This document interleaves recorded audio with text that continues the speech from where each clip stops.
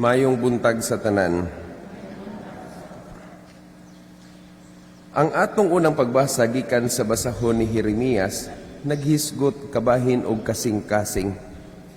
Nag-ingon siya, "Ibutang ko ang akong sugo sa ilang kaisipan ug isulat ko sa ilang kasing-kasing." Ang Salmo responsoryo nag-ingon usab, "Linisa ang akong kasing-kasing o Dios." Naghisgot og kasing-kasing. Mga igsoon, karong umaabot Abril 4, Easter Sunday, sunod Domingo. Ang atong parokya gipili nga mahimo usab nga pilgrim site sa balaang pultahan or Holy Door tungod sa selebrasyon sa ika-500 years sa Pilipinas. So nanan po tayo Holy Door, moabri na punta. Unya, dagan kay nangutana nga unsa may mahitabo. So sa tibok tuig makadawat ta og plenary indulgence. Tibok tuig sa matag sulod nimo sa Holy Door. Usay wala masabtan ang plenary indulgence. Kining plenary indulgence mo ni siya kadako ang gugma sa Ginoo. Ako na ning example ang plenary indulgence kung makabuak ka og baso kasab-an ta sa atong ginikanan. Yan nakabuak ka. Apan kung mangayo kag pasaylo, pasayloon man ka. Pero naay ginikanan mo ingon, kuhaan nako imong allowance para ikabayad sa baso nga imong nabuak. Mauna siya ang mahitabo sa atong kinabuhi paingon kung mangumpisal ta. Mangumpisal ta, pasayloon sa Ginoo ang imong sala, apan ang silot sa sala nga imong nabuhat, ang imong bayad sa baso, naa paghihapon. Munang moagi taog purgatorio. Kay didto nato bayran ang ato ang mga silot nga nabuhat pinaagi sa sala dinhi sa kalibutan. Apan ang plenary indulgence, ang pasabot ana mawala ang imong silot. Gipasaylo ang imong sala, ang imong silot wala na pudto. Pariya ning atong unang pagbasa, unsa may gisulti sa atong Ginoo, niingon siya, pasayloon ko ang ilang mga sala ug dili ko na hinumduman ang mga kasaypanan. That's plenary indulgence. Dili hinumduman. Father, unsa may tabo? Inigsulod nimo sa balaang pultahan, himuon nimo ang pag-ampo nga katong krido.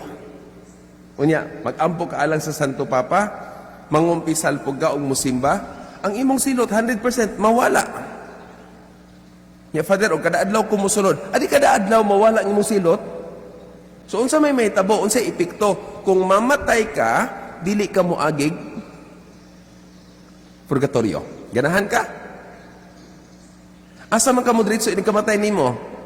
Mo diretso kag langit. Og maunay dako kayong gasa nga gihatag sa Ginoo dinhi sa simbahan sa Tanhay. Unya, nahatag naman ni last year, pero mura magwali, una may epekto. So, munang aton pong balikon, Easter Sunday. Unya, dili lang na mao. Pag-abot sa pista sa Divine Mercy, muhatag na pod og indulhensya. Unya, so, Father, nagtapok-tapok na daini. Gahuot, ingon anak kakapalangga sa Ginoo nga gusto gyud ang Ginoo nga malangit ka. Ganahan ka aron dili. Of course, ganahan kay ta. So ayaw gyud ni kalimtim nga igsoon. Isulti gyud sa inyong mga kaila, sa inyong pamilya, Easter Sunday. Sugod anang adlaw. Gihatagan tag dakong grasya sa Ginoo nga naningkamot baya pud ang Ginoo nga malangit ta. So sa atua pud nga side, maningkamot pud ta. Kay ingon ani naman kadako ang abli sa gugma sa Dios, maningkamot ang makasulod nining dapita. Unya mga igsoon, nainindot kayo. Ang atong ebanghelyo, si Kristo nagsulti kay bahin og pagigugmag sakripisyo.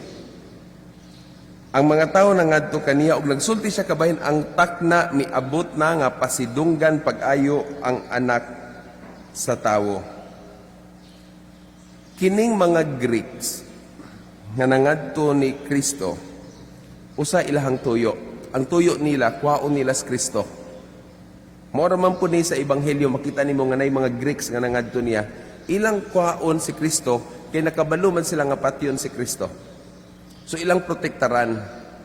Tungod kay kaniadto naaman sila nabuhat nga pagpatay og usa ka tarong nga tawo unya nagmahay sila si Socrates ilang gipatay.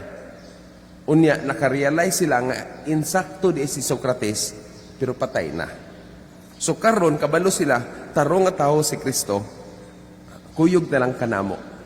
Apan si Kristo ningon dili, kay mao na ni ang panahon nga pasidunggan siya pag-ayo. Nagiskot siya sa iyang kamatayon, apan nagiskot siya kabahin og trigo. Gigamit niya ang lugas nga trigo nga magpabilin nga usara ka lugas, gawas kung ipugas sa yuta og mamatay. Alang sa mga Greeks, walay trigo sa ilaha. Naaman tingali pero dili ingon anak kalami. Dili ingon anak kalami. Mura ba og kita diri sa tanhay natay balanghoy, kamuting kahoy maning balanghoy no? Balanghoy kamuting kahoy. Pero kung magsulti kag balanghoy dito sa Sikihor, mahadlok sila nimo. Ngano man ang balanghoy sa Sikihor makahilo. Ug mukaon kag balanghoy dito pataka kag kaon mamatay ka. So dili ka patakag istorya nga mga untag balangoy ay barangon ka didto. So mo ni nahitabo ni sulti si Kristo kabayg lugas nga trigo apan unsay epekto ani sa mga Greeks. Ang epekto nila ani nga bisan di ay sa amo ang pagka-Greek pwede ding motubo ang mensahe sa Dios. Giyatagan sila inspirasyon sa Ginoo.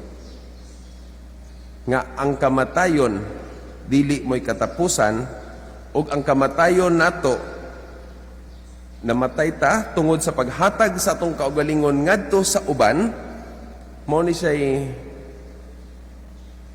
Christian love. Kana bang gugma sa usa ka Kristiyanos nga magpakamatay ka alang sa uban. Ug mao nay makahatag nimog kalipay. Ang paghatag sa kaugalingon ngadto sa uban may makahatag nimog kalipay. Kung naguol ka, depressed na kayo ka, nasakitan na ka, lantawa balik imong kinabuhi nga no.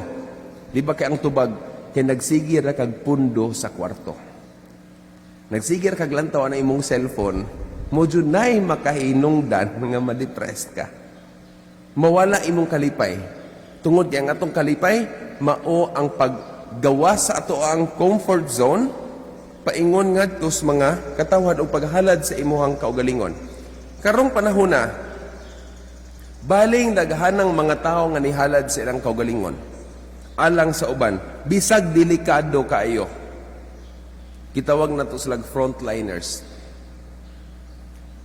Mga doctors, mga nurses nga gatrabaho sa mga clinics, mga hospitals, kabalo sila nga kada pasyenteng muduol nila delikado kaayo ni. Pero usa lang gibuhat, nilikay wala. Wala. Ni trabaho. Aron makaalagad anang tawhana. Kung mangutana ka sa mga doctors, Dok, makahadlok, mingon sila, yes, makahadlok. Pangutana, makalipay, matubag po sila, yes. Dili lang mga doctors. Ang namaligyas tiyangge, tanawa ko no. Maningkamot sila, bahalag magkaunsa, aron lang yun matabangan ang mga tao nga naay mapalit nga pagkaon. Frontliners sila. Ni sakripisyo sa ilang kinabuhi, kalimtan ilang kaugalingon, bahalag na ay virus.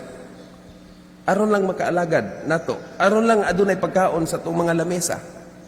Ang mga drivers, mga pedicab drivers, kada adlaw expose kay sila, pero ngano man gyud mugawa sila, aron mapasayon ang atong paglakaw, ang atong pagbiyahe nga layo.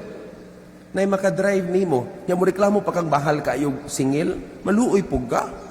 Balos pud lang maghatag og kaayo sa imong isig ka tawo, kung maningil siya 20 hatagig 50.